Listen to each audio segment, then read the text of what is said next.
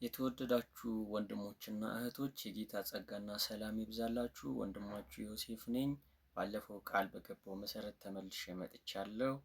እግዚአብሔር ስለዚህ ቀን የተመሰገነ ይሁን። ዛሬ ከእናንተ ጋር የምንነጋገረው በጸጋ ስጦታዎች ዙሪያ ነው። ጸጋ ስጦታ ምንድን ነው ካላችሁኝ፣ ጸጋ ስጦታ እግዚአብሔር አምላክ ከሰው እውቀት፣ ጥበብ፣ ኃይል በላይ ከልዕለ ተፈጥሯዊ አቅም በላይ የሆነ ከእግዚአብሔር የሚሰጥ ነው። ጸጋ ስጦታ ማለት እንግዲህ እግዚአብሔር በቤተ ክርስቲያን ውስጥ ብዙ ጸጋ ስጦታዎችን እንደሰጠ ብዙዎችን እናውቃለን። በዋናነት የሚታወቁት 9 ናቸው። ሌሎችም አሉ፣ ግን 9ኙ በአንደኛ ቆሮንቶስ ምዕራፍ 12 እስከ 14 ድረስ ያሉት ናቸው። ሮሜ 12 እና ኤፌሶን 4ን ሳይጨምር ማለት ነው። ዛሬ እንግዲህ ከእናንተ ጋር በልሳን ዙሪያ ላይ እናወራለን። ግን ከነዛ ከ9ኙ ልሳን አንዱ ስለሆነ 9ኙ ምንድናችሁ ካላችሁኝ፣ 9ኙ ትንቢት ቃል መናገር፣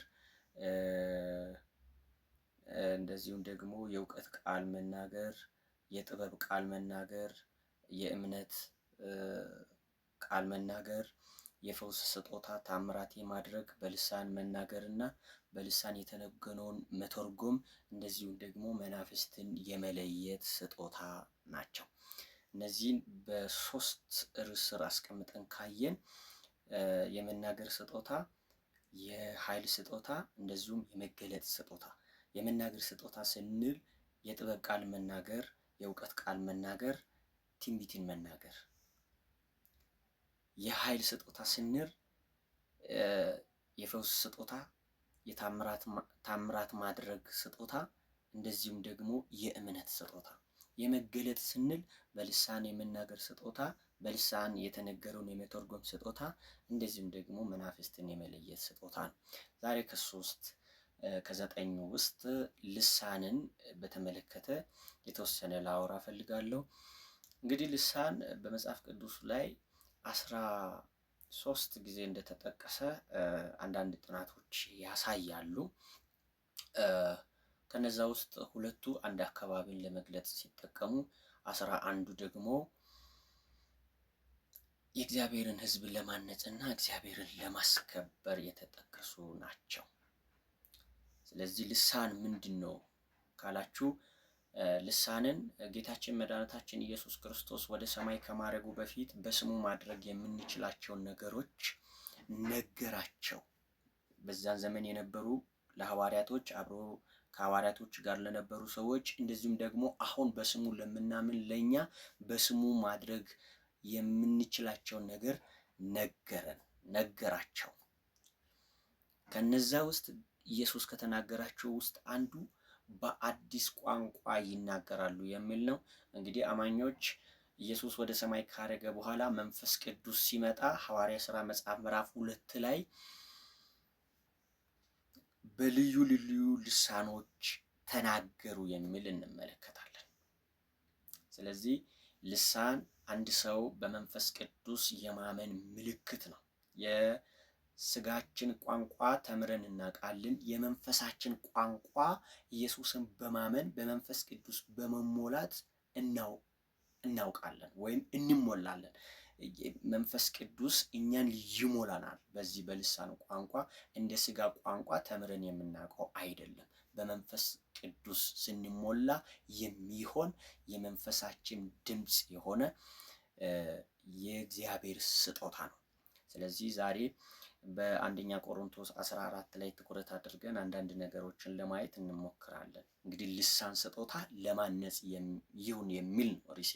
ልሳን ጸጋ ስጦታ ለማነጽ ይሁን የሚል ነው ዋና ትኩረቴ። በአንደኛ ቆሮንቶስ 14 ላይ ልሳን በመንፈስ ለእግዚአብሔር የምንናገርበት ምስጢራዊ ቋንቋ ነው። አንድ ሰው እናንተን ልሳን ምንድን ነው ብሎ ቢጠይቃችሁ፣ ልሳን በመንፈስ ለእግዚአብሔር የምትናገሩበት ምስጢራዊ ቋንቋ ነው ብላችሁ መመለስ ትችላላችሁ። እንደዚሁም መረዳትም ትችላላችሁ። ቁጥር 2 ላይ ይሄን እናገኛለን። ሁለተኛ ልሳን ምንድን ነው ብሎ አንድ ሰው ቢጠይቅ የሚያምኑ ሰዎች ምልክት ነው፣ ወይም ደግሞ የማያምኑ ሰዎች ከሚያምኑ ሰዎች የሚለዩበት ምልክት ነው። ይህን ቁጥር 22 ላይ እናገኛለን።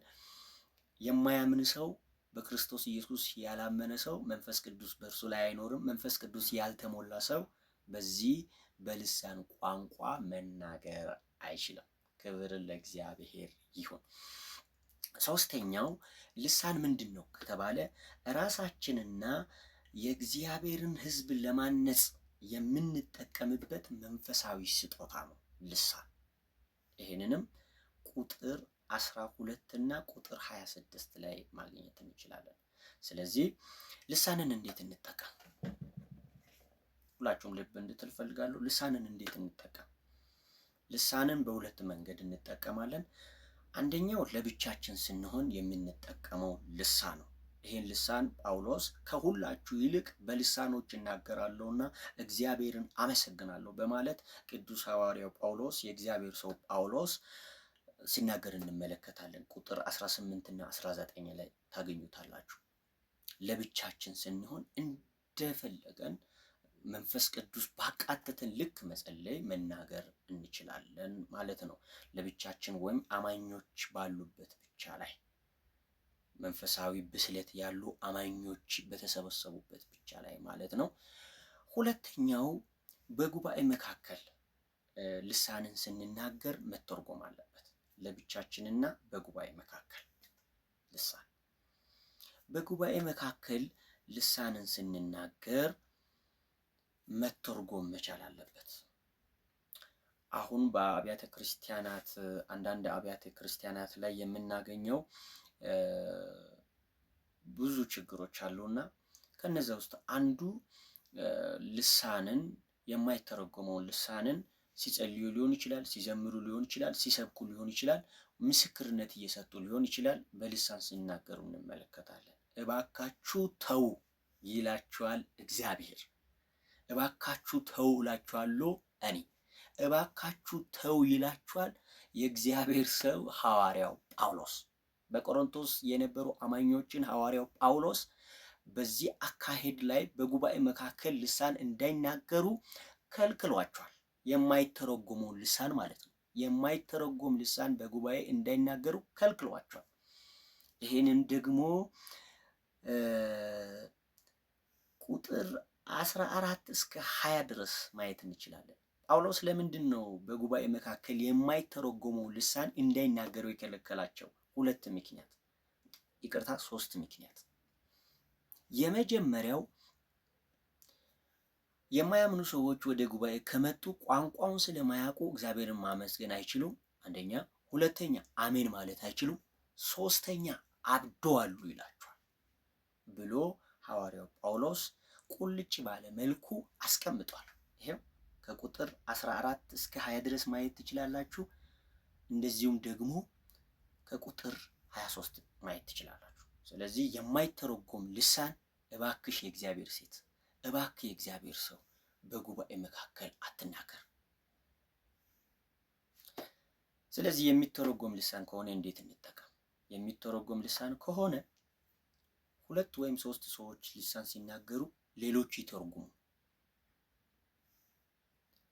በመንፈሳዊ ነገር የበሰሉ ነቢያት ወይም ሌሎቹ ሰዎች የሚነገረውን ከእግዚአብሔር ቃል አኳያ ይመዝኑ። ይሄው ቁጥር 13፣ ቁጥር 28፣ ቁጥር 29 እና 27 ማየት እንችላለን።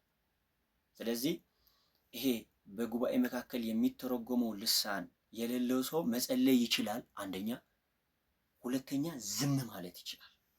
በቃ ዝም ማለትም ይችላል፣ እስኪሰጥ ድረስ መጸለይ ይችላል እንጂ ዝም ብሎ ተነስቶ ብድግ ብለህ በእግዚአብሔር ሕዝብ ላይ በእግዚአብሔር ፊት በጉባኤ መካከል የማይተረጎም ልሳን አትናገር። እንግዲህ ጸጋ ስጦታዎችን የምትፈልጉ ሰዎች ምንፈልግ እኛ ጸጋ ስጦታ መቀበል ብቻ ሳይሆን የምንጠቀምበትን መንገድ ማወቅ በጣም አስፈላጊ ነው። ይሄን